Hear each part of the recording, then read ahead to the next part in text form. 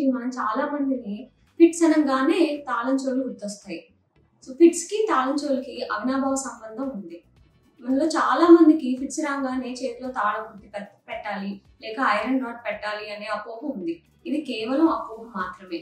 Fits వచ్చిన వాళ్ళకి చేతిలో తాళం గుర్తు పెట్టడం వలన ఎలాంటి ఉపయోగం లేకపోగా ఇంకా రివర్స్ లో హాని కలిగించే అవకాశం ఉంటుంది.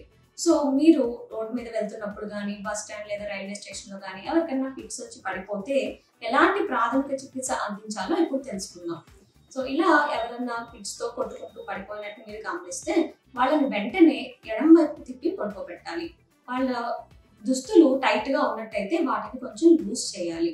నోటిలో ఎలాంటి గుడ్డలు కుట్టుకోవటం కానీ వేళ్ళు పెట్టడం కానీ మంచినీళ్ళు లేదా తేనె లేకపోతే షుగర్ వాటర్ ఇవ్వటం కానీ చేయకూడదు.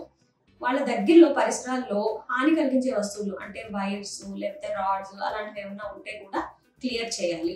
సాధారణ రీతిలో ఏ ఫిట్ అయినా 1 నిమిషం లోపు దానంతట అదే తగ్గిపోతుంది. మనం ఏమీ చేయక్కర్లేదు. సో ఆ టైంలో మీరు పేషెంట్ ని సేఫ్ గా ఉంచగలిగి ఆ ఫిట్స్ వచ్చిన విధానాన్ని గమనించి దాన్ని టైం చేయాలి. అంటే ఫిట్స్ అనేది ఎంతసేపు ఉంది అనేది నోట్ చేసి పెట్టుకోవాలి.